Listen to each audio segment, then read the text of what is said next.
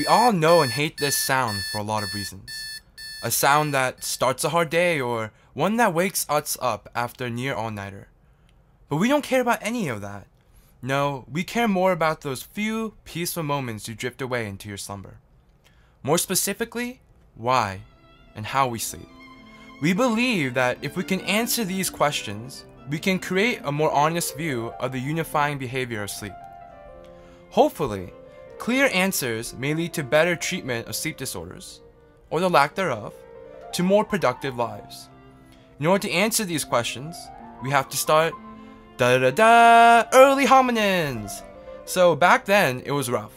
They probably slept on floors and bundles of grass, and they slept in 4-hour cycles while others stayed watch.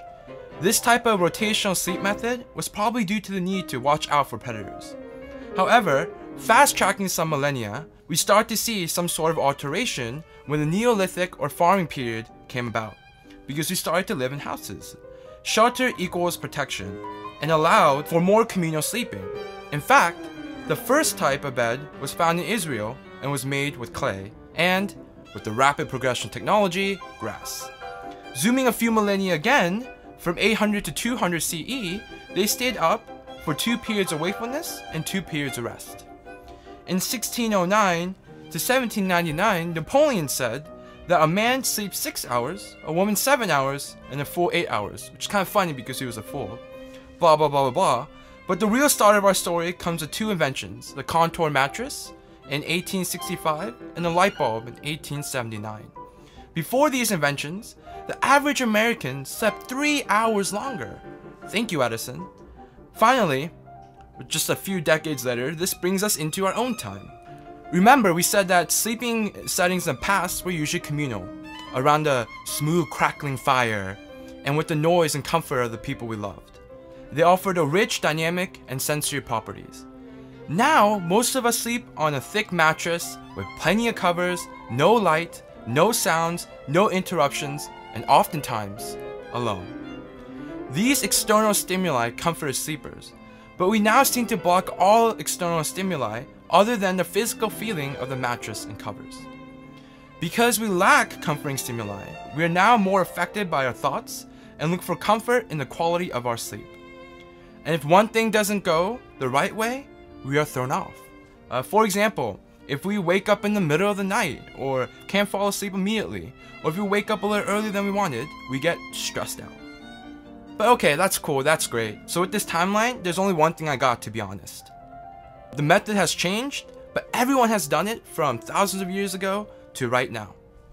But what do we really know? Sleeping is one of those habits that we just do over and over again without really thinking about it. So we did a bit of research, and let's be real, we read a lot of research, and this is what we found. One of the theories was inactive theory. You avoid nighttime activities where there are a lot of predators, so you don't get eaten at night by tigers or mammoths or whatever was creeping around back then. Energy conservation, that's pretty simple. You save up energy for the next day. Information consolidation. Neurons stay active and dendrites get cemented, basically saying it helps you remember the information you learned that day. Synaptic homeostasis. It's simply memory dumping. Clean rooms so new information can be added the next day. Immune system theory. Sleep helps with the immune system development because the longer we sleep, the more white blood cells we have in the blood. But when we looked a little further and asked the question, why we sleep, the answers we got were, meh, I don't know. Probably XYZ or a mixture of above. But in actuality, there are no real definitive answers. So this made us really think. So if how we sleep changes all the time, and we're not really sure why we do it in the first place, what are our current suggestions really comprised of? So we are going to do something fun. Dun dun dun, myth busting! First off, you might think 8 hours of sleep is right, it's something you should do. Wrong. Everyone functions at different levels based on their optimal sleep times. Einstein only needed 4 hours of sleep, but other figures like FDR swore by 8. So basically, sleep is highly personal. The second myth, sleeping more is better.